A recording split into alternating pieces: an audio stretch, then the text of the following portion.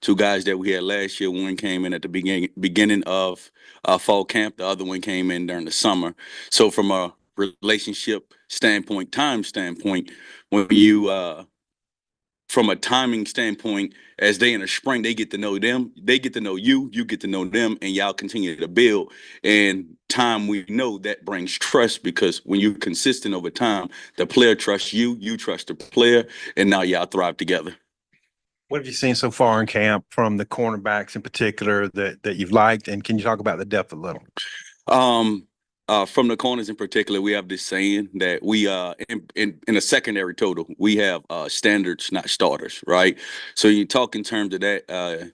If we set the standard, we set the bar high, and consistently day in and day out, you have to reach that standard, right? Because it's a real competitive group. When you start talking about Jalen Braxton and Keon Stewart and Cody Robertson and Jaheim Singletary, the young guy, with Selman Bridges. I think it's a competitive group, and each day they get better every day, no matter who it is. And to be honest, with the whole secondary, this is the closest group I've ever been amongst players on and off the field, holding each other accountable. And when they hold each other accountable, it's like, hey, you're right. I did that. You're right. And let's fix it. Right. So I think this group has a chance to really, really be special because of the depth and the talent. We know Larry Worth and Anthony Switzer are both really versatile players, and we've seen them work with kind of different positions. Just what do you like about them, and how right now are you planning on using them? When you think about Larry, you think about a guy that's 6'3", 6'4", that had the ability to run a 48 quarter, right? In most states, if you run a 400 meter in 48 seconds, you're either going to be first or second in that event, right? So when you think of him from a speed and length standpoint, he has position flexibility, whether he could play outside linebacker slash hard. Hey guys, this is Pat Jenkins of On the Hill Media and voice of Fayetteville High Bulldogs Athletics. Make sure and subscribe to our YouTube channel. That's On the Hill Media. Make sure you hit the bell for all notifications. As we say, let's get it.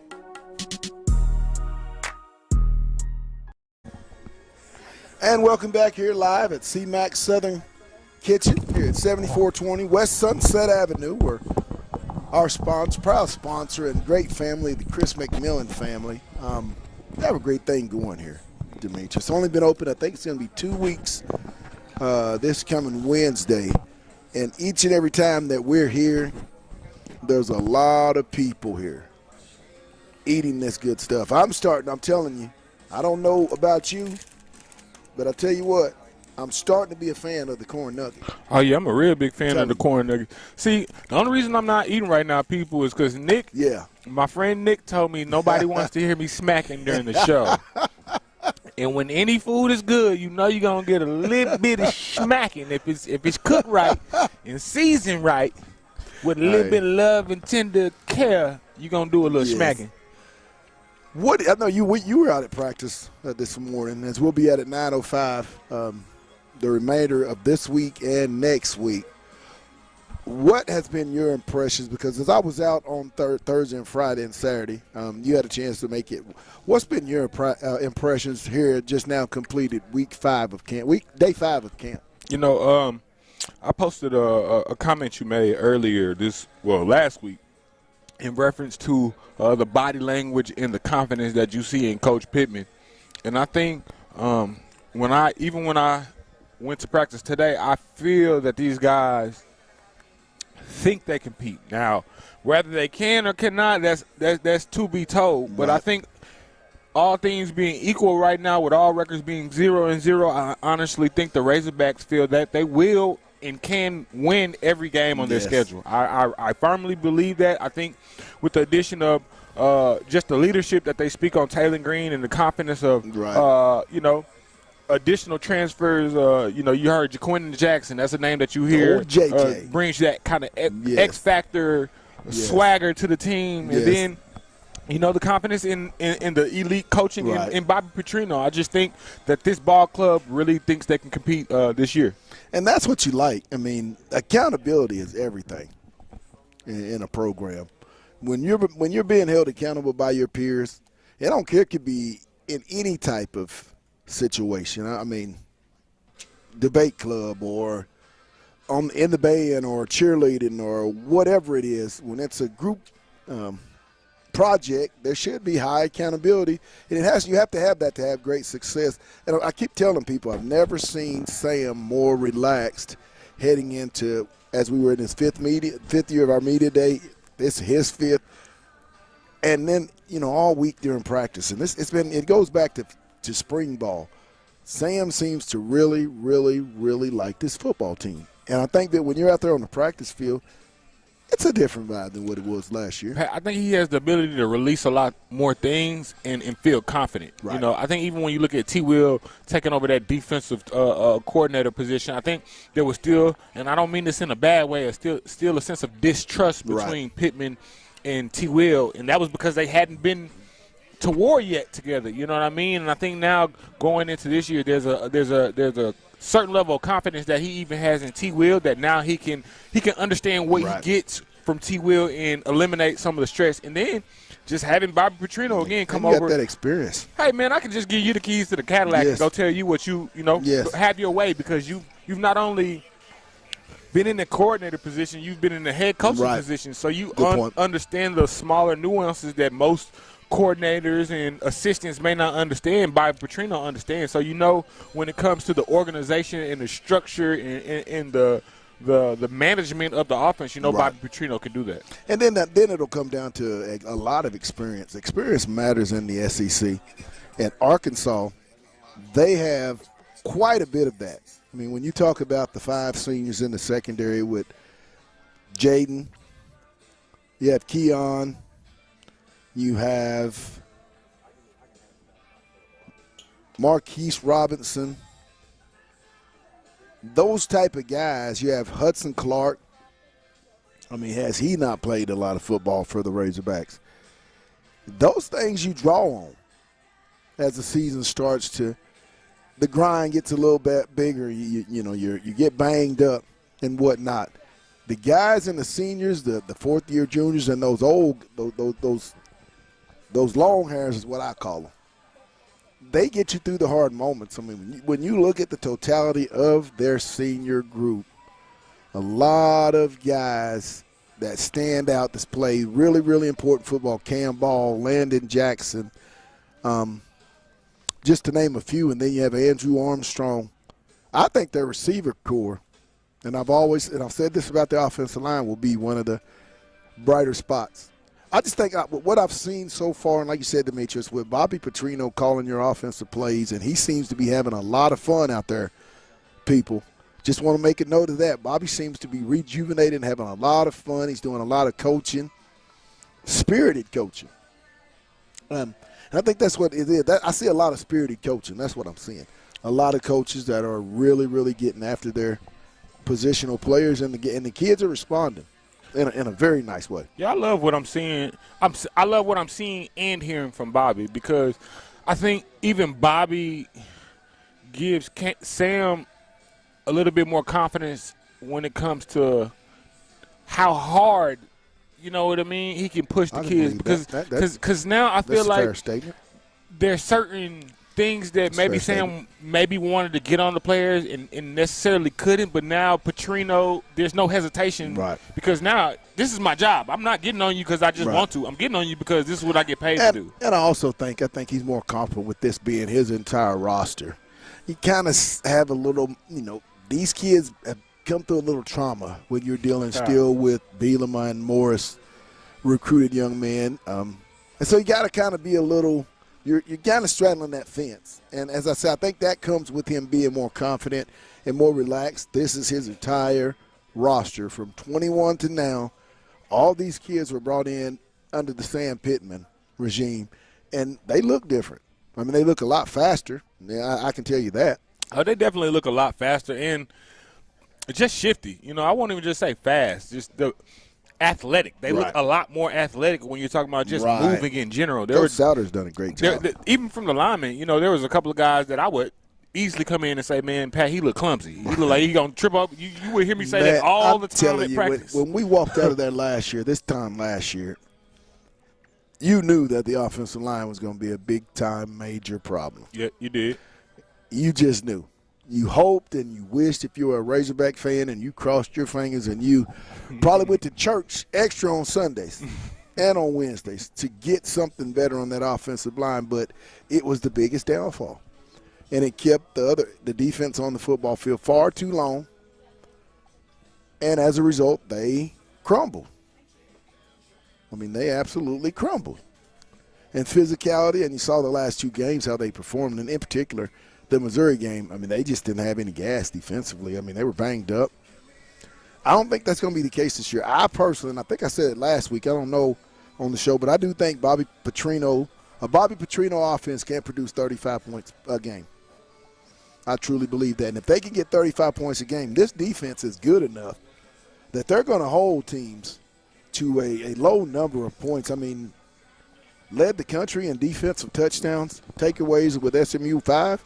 Not a lot of people would even assume that a team that finished 4-7 and non-bowl eligible would be one of the better defenses as far as taking the football away. But Arkansas, they was able to accomplish that, and I think year 2 under T. Will, and T. Will having a better understanding of just the toys that he has to play with. This defense is going to be better. I think you're going to see a lot more zero coverage. So, Pat, what do you think? What's our strongest position, and then what's our weak link on the team that you see so far in camp? And then strongest position after you find the strong and weak links, what has to happen before the season starts to fix those? Strong, I think, is your defensive line.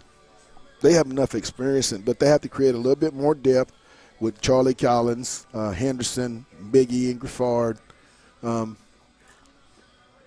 and Taj. The transfer. I think they're going to have to get those guys going because I think they're going to be good up front. I mean, Landon Jackson, Cam Ball, Eric Gregory, and my boy, Nico Devilier. Oh, you forgot Quincy? You got Quincy? You got Quincy, the young guys. I think that's all that's going to happen. Those young guys just have to get in there and get their teeth hit a little bit. Because I think Deke Adams is one of the top defensive line coaches in the country. Not just in the SEC, but in the country. And then the weak link. What is our weakest link on the team? Finding a consistent field goal kicker, just being honest. Cam Little was a special weapon for Arkansas. There's a reason he's kicking or going to be kicking on Sundays. This guy was almost automatic, and I think they're going to have to find a kicker because at some point you got to find a reliable three-point getter. Special teams matters. 3 phases of football. You have to win 2, but at some point, a game or 2 is going to come down to who's able to be accurate and kick those field goals. And you're right, especially when you hear guys like Armstrong, when you talk about SEC Media Day and the type of questions when you're talking about, hey, what did it feel like to lose so many close games? Right. And, Armstrong's answer was, man, it was close. We lost, 5 games with less than 6 points. And it's like, okay. That's either 2 field goals. So it just shows you why, that's a valid reason that you do need that field goal kicker for those tough games where you can't maybe punch it into the end zone and you just want to walk away with some points to keep it competitive. We're here live at CMAX Southern Kitchen at 7420 West Sunset Avenue. Come on out, get you some of the good food that they have, and I mean they have a bunch of it, and like they always say, it's just that good. When we come back, we'll let you hear D-back. Kenyon Stewart, Jalen Braxton, and Jaheim Singletary. We'll let you hear what they had to say following today's Day 5 camp at the University of Arkansas. It's on the hill. This talking season. We'll be back. Yeah, and you made the number switch. Yes, Can you sir. talk about why and then how your camp's been going so far? The main reason why, coming from TCU, I had a single digit. And when I got here, all the numbers were took. And when I talked to coach about it, he just told me just keep my head down and keep working. And I earned it after spring. And how your camp, how things are going? Camp been going great. I had first good 3 days. I think the whole cornerback room had the first good days, especially young guys too. They coming along real good. Jalen, your maybe improvements from your freshman season to now, where you think you've gotten better, and can you talk about how camp started for the group? From my freshman to now, I think I've gotten better with just like knowing what offense is trying to do to me, what they're trying to do to the defense, just recognizing route concepts. And for the group, we've been doing real good in camp. I would say for myself, I had a rough day the first day, but I've been getting better from the first day and just keep on stacking good days. And so, but we got a lot of depth in the cornerback room this year, and you're gonna see a lot of us on the field this year. Coach Wilson was talking about, he said y'all don't have starters, you have standards. Yeah. What are those standards? Just to showing up every day, just knowing your assignment, just every day on the field. Every day we take the field, it's a standard. Like you go hard every time, run to the ball, be intentional. Our coaches always tell us, Coach Wilson, just be intentional on everything that you do. So, and if you're not holding up to that standard, then you're not gonna be on the field. Off the field too. We gotta be on time. Just everything working in triangle. Jaheim, what's been the biggest improvements you feel like you've made from last year when you got here to now? Just the learning of the game, just the understanding, just as much time as we put on the field, you got to do the same off the field. Just like from film study, just getting in the training room, just a lot. Jalen, Coach Wilson was just in here and kind of said that he's been talking to Selman about like using you as a little bit of an example as a freshman, kind of doing your thing and working your way towards playing time. Have you maybe, talked to Selman, brought him under your wing? What's that like working with him as a, one of the highly ranked recruits transfer coming in? Yeah, Selman, he's been doing real good. Like every day, like in the spring, he was just getting here, getting his feet wet, and I used to always tell him just have some confidence. Like now you can tell he's on the field with way more confidence. And when you have that confidence, you're going to be able to play way better. And he's been playing real good. So I do think Selman will get on the field this year if he continues to do what he's doing. How different does this year feel for you, going from last year as a freshman, needing to kind of, really work your way up the depth chart to this year, kind of coming in with a little bit of track record now and I guess some added confidence behind you? It feels better for me just to have a year under my belt and know what I'm doing now. So I'm just out there more comfortable.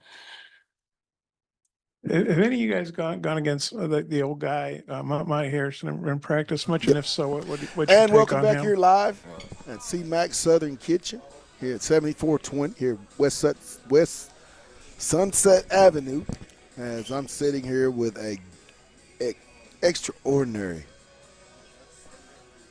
set of food. The fish, the catfish, by the way, cooked beautifully.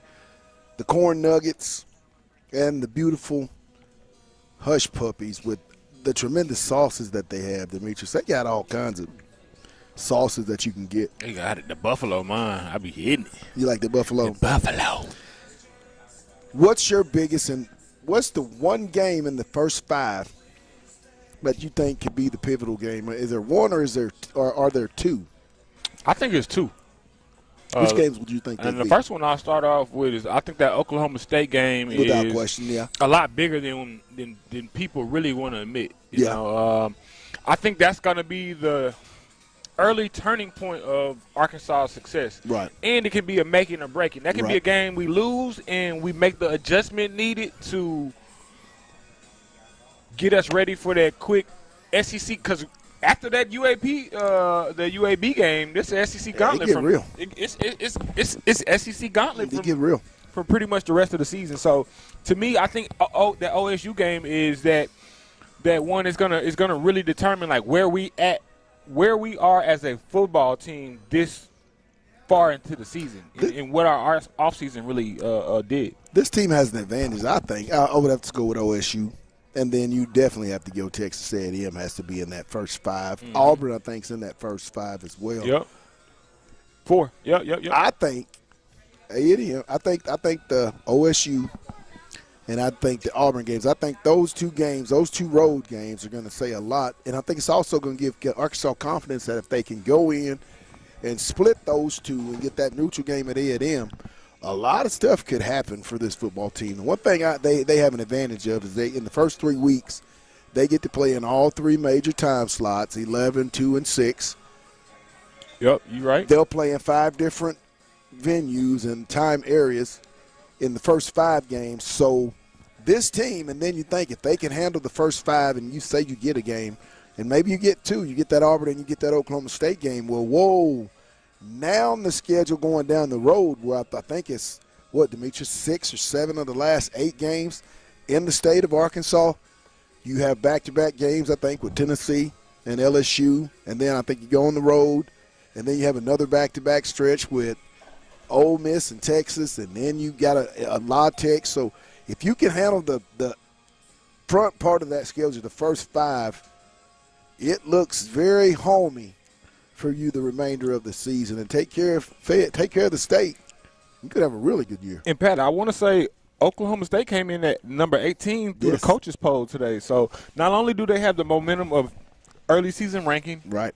that's going to be the initial game of their opening stadium at Oklahoma State. They just got the stadium renovated, and that's going to be they literally swapped the game. Sold out. Tickets are there's Look, no Pat, tickets nowhere. People forget that Oklahoma State game was actually our first game. Yes. That was actually supposed. They literally moved that game back and Yes. swapped places. So There's that could be one player on this football team that has success in Stillwater. Transfer Marquise Robinson with South Alabama, went to Stillwater and beat them last year. So hopefully maybe some of his luck can rub off. You got I hope invested so. interest in that. Oh yeah, Oklahoma this State is a game. big game for me. People that know me, they know Oklahoma State is my second. So I did say second. Favorite college team growing up. It was one of those schools that I always liked. Jimmy, I like the colors and I like the little shooting of the guns and things like that. And it was anything to go against Oklahoma. See, Pat, I wrestled in high school. So if you know anything about wrestling, good wrestling program at those you states. know Iowa State and Oklahoma State was the schools to go to in Yeah. Nebraska when you Yeah. talked about wrestling. Those were the Right. 4 schools you wanted to go in. Right. And maybe like a West Point in one of them. But Good point. those were the key marquee schools to go to when you wrestled. So and I was a Barry Sanders fan. So who wasn't a Barry Sanders fan? I was infatuated with Oklahoma State. So my brother was a OU fan, and I don't know, for some reason, you know how it is being a second child. You somewhat are always at odds and competition Yeah. with your older brother. Yeah. So whatever my brother would pick, I would go pick the complete opposite so we could be nemesis. So that's my fandom behind Oklahoma State. But you know what? But I do think, and it's so fun. I think that Oklahoma State game, I think out of the first 5, is the biggest game for this football team because it gives them early confidence to be able to Absolutely. come back home against UAB and then be able to go back on the road. One on the road at Auburn and then that neutral site game with A&M. If you can get that road win at Oklahoma State and then say you get UAB and you're heading down out of the first 3 games at undefeated with heading into Auburn, you pick up that confidence. I just think the senior leadership, my biggest thing for this football team is I think they have really good senior leadership that can pull them through some of the moments over the years, and it's been some very tumultuous years for Razorback fans and football. The close losses, I think, with the way they have – this is a hungry football team, it looks like to me. This looks like a very, very, very hungry football team, and the better years Arkansas has is when they're not expected to do much. In the history, as long as I've known this program and covered this program, when Arkansas's back's against the wall and nobody gives them a chance to do much, that seems to be the years that they have their best seasons. And this could be one of them because they're in that exact spot. And Pat, I have to agree with the Auburn game because I'm not sure, but I think the last time they went to Auburn, they got embarrassed. No, Arkansas won the last one. At Auburn? Yeah, KJ had a nice day that day. Oh, yeah. You're right. 2 years ago, You're right. Year 1 is when they went to Auburn and got cheat. That's Yeah, but- Bielema when they got beat. T. Will and C. Wood was on the defensive side for Auburn that weekend. When they got beat 56-3.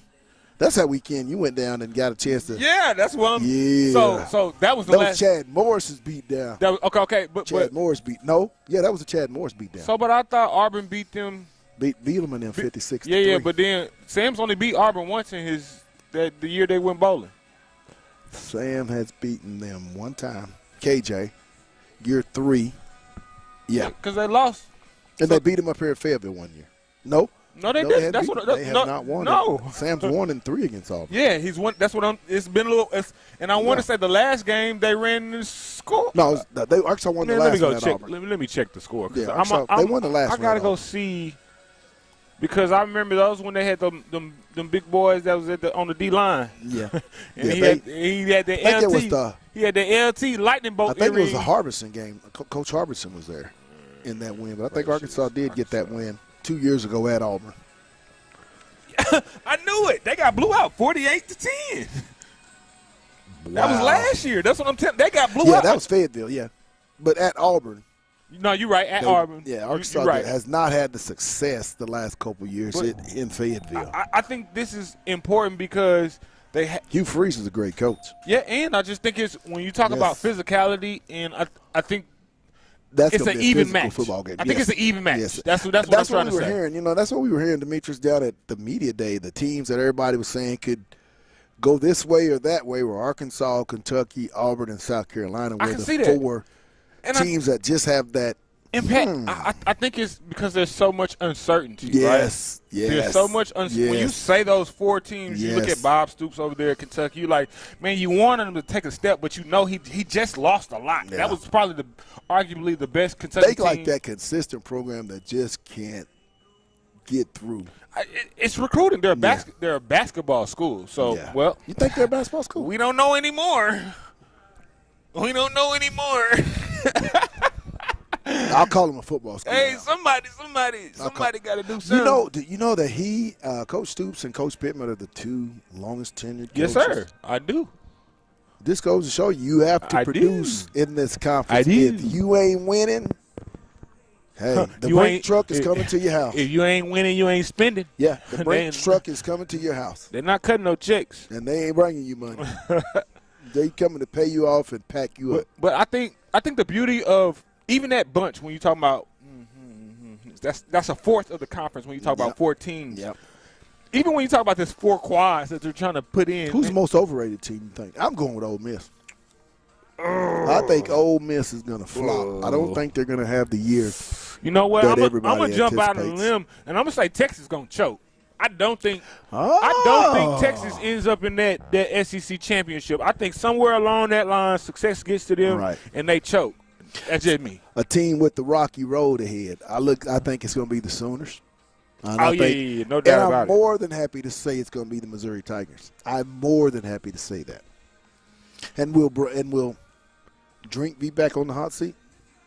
No, I think Drink's got 2 or 3 years. I think he's done enough to show them that I can at least win in this I environment. think that guy caught lightning in a bottle last Man, year. Pat, is what I think. they still gonna give him 2 years, even if he did catch Yeah. lightning in the bottle. They did sign an extension. so They're you gonna gotta give him it at to- least you're 2 right. years. Good point. Good They're at point. least gonna, and you get one mulligan year where it's like, I dropped the ball, but it was accident.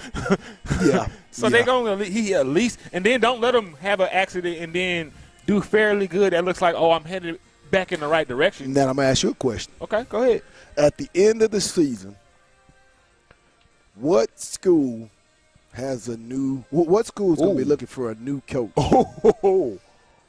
So I'm just going to say this, people. I know your answer if you're listening to this show will be Arkansas, but I don't think that's going to be the case. I think this team's going to be better. New coach. Not only this year, but going forward. I mean, they are recruiting at a very, very high level. I got you. But I got you. who's going to be looking for I'm a gonna new say job? Florida. That's what I would say. I'm gonna say Florida because I think when you look at everybody That's what I else's would say. situation, everybody else is kind of in a good situation. Either they're a new head coach, and they haven't had the chance to prove themselves, or they're new enough to where I Napier's show definitely flashes. gonna have it rough. Yeah, even Sarkisian. I think he's this. good. I think Florida, because I think Miami and Florida State's uprising and getting good, because I think Miami, the Hurricanes this year, are going to vie to get in the playoffs. I Man. think they'll be in the playoffs, but I think this team, They stole what and Cristobal lost a put lot of together- good recruits, though. Whoa. Pat. They stole and lost a lot of good recruits. They got that Cam Ward, that quarterback, and Cam is special. But just with those two teams having the success that they're having and recruiting at the level that they're recruiting at, Napier has no room for slippage. And this schedule that they're about to go up against this year is absolutely murder's row. It's a gauntlet of all gauntlets, and I don't know how Coach is going to survive. And they put so much stock on that Georgia-Florida, the cocktail party. It's going to get real ugly. It's going to get real ugly this year. The cocktail party is going to be one-sided. Only a few people are going to be dancing. And I just don't think Billy Napier is going to be able to survive. I think Florida will have a new coach for the 2025 season. So I'm looking at their schedule. They got Miami versus Florida. Ooh, that's game number 1. Yes. Yes. Yeah, Billy in trouble. Yes. Yes. He Yes. said yes. Yes, it's tough. It's tough. Billy's in a little I mean, trouble. he starts off with Man. Miami, and it does not get any easier. No, it for doesn't. them. I'm really I mean, looking at it. I mean, he got the I think they got Sanford. Georgia on their schedule. That's a cupcake. I'll give him a game that he should come do out they have there. Alabama on their schedule this year? Ooh, they do not have. They have Oklahoma and Texas on their Alabama. schedule. Yes, they have Texas. Oh. No, Oklahoma. They do not have Oklahoma. Oh, Tennessee, Yep, they got A&M, A&M, Mississippi State, Mississippi State, Georgia, loss, Kentucky, and LSU. loss, Ole Miss, and then Loss. you know that Florida State game at the end of loss, the year. loss, That's gonna be a tough. loss. I mean, they may be at the bottom, literally the bottom. I think Florida and Vanderbilt are the two teams that will finish, Man. along with Mississippi State, in the bottom of the conference. I think. Man, I'm really. I think two of the four we mentioned with Kentucky, Auburn, South Carolina, Arkansas. I think two of those four will finish in the top 6 to 7 of the conference, get really high bowl bids. All right, Pelis. And I think each one of those teams is going to be the team that's projected to finish higher before the season's over. All right, now I'm looking at Mississippi State's schedule. We got Eastern Kentucky. We got Arizona State. Loss. Toledo. I don't know. Toledo's Win. a good ball club. You're looking at 2-1, I believe. You got Florida. Then You're looking at 3-1. Then you 'cause I got think they're Texas. better. Then Loss. you got Georgia. Loss. A&M. That game could go either way. Where's that game at? It looks like it's at. C-Stat.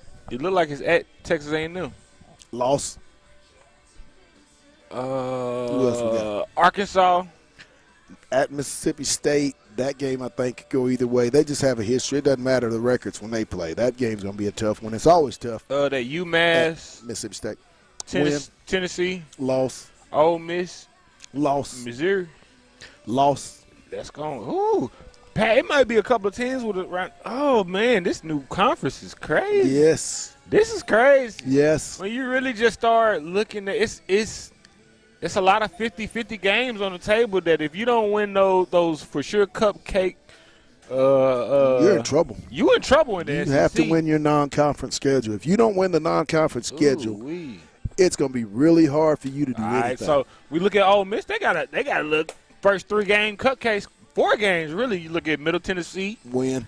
You look at Wake Forest, win. You look at GA Southern, win. You look at Kentucky, win. They'll win that game. You look at South Carolina. I think South Carolina could be their first loss. And I think they could. I really like what Beamer does. I think they can get comfortable with going on their early win streak. Is that game at Oxford or is it in no, Columbia? that's in Columbia. Yeah, they play well in Williams-Brice Stadium's a hard place to play, especially if it's a night game. And then they go on kind of a way spread where then you at LSU. That'll be a tough one. You go back home and play Oklahoma. That should be an Ole Miss win because I think Ole Miss is going to be one of those teams that have a rocky road this year. And then you turn around, they go to Arkansas. I think Arkansas gets that one. Then you talk about they go to Georgia. Oh no, Georgia goes there. I think Georgia gets that one. Then Florida goes there. They'll get that. Florida. And then Mississippi State, they'll squeak that one out. They'll squeak that one. Yep. So I you're mean, looking at about 2 or 3 losses for they don't have Ole a bad Miss. schedule. No. There's not a bad schedule in the SEC. You Uh-huh. have to protect your home. You can't. Well, if you drop 2 games at home so to in me, the SEC, to you're me going to they be in trouble. Ole Miss isn't going less than 6 in what? What is that? 6-6? Yeah. They're not going less than. And They're going to win 6. I mean, they're they'll going to be win bowl 6, eligible. and it's just you can look at their first 4 games and see that okay, like I said, the GA, Southern, Kentucky, that South Carolina is a toss up. So. Right. Well, we're going to take a real quick break, and then we'll come back and close this thing out. We're live at CMAX Southern Kitchen at 7420 West Sunset Avenue. Come on out. As they say, it's just that good. It's on the hill, and it's talking season. We'll be back. Baseball, but still that's pro ball. And just wondering, has he been a good role model for you guys as far as maturity and things like that? Yes, for sure. Like he does everything like a pro. Like he's on time. Like he's just a good leader. Like he does everything the right way. Yeah. Thoughts on him as a player, locker room presence? I say Monte, he a real good competitor. He's a real good player. Can't really tell he's 28. He does everything right that our regular receivers do, and he's a real good player.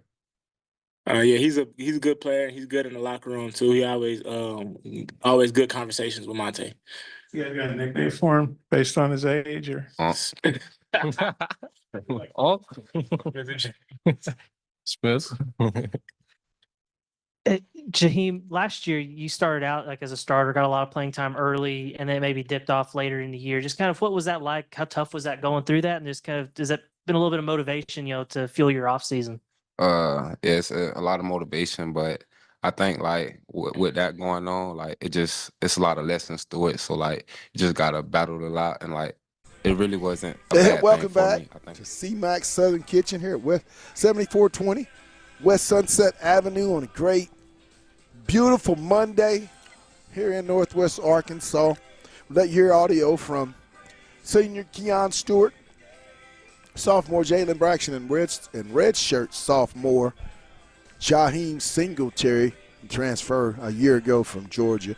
Looking for that young man to have a better year. It looks like he's added the proper weight, a little more confident on the football field, I see.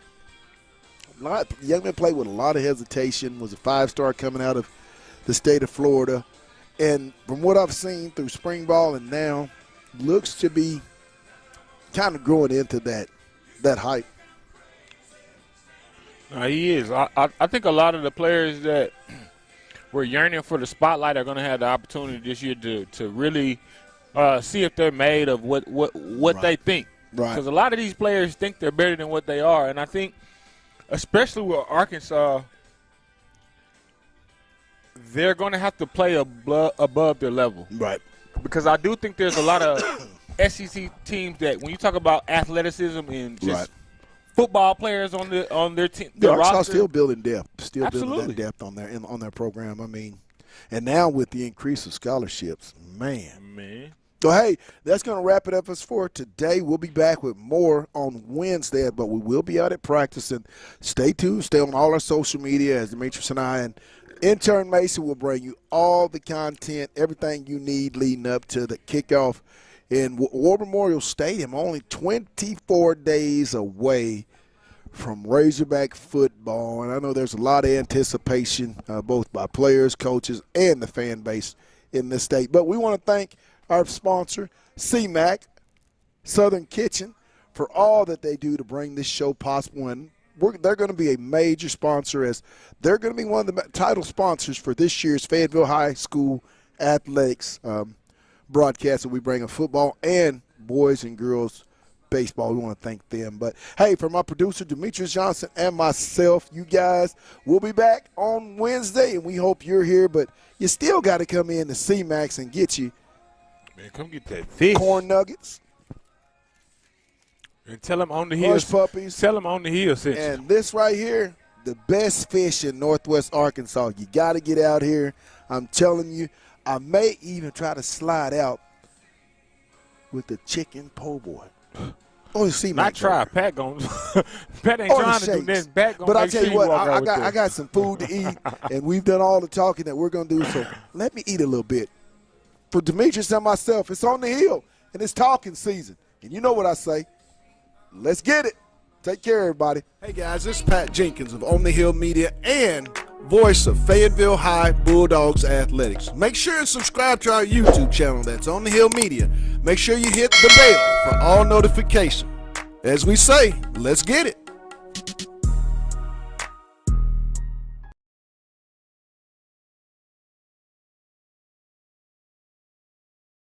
Like, does it open anything for you guys and as a secondary to do anything differently? Yes, it does. And I laugh with the players. We have good problems, right? And it's not a problem really when you have that kind of depth.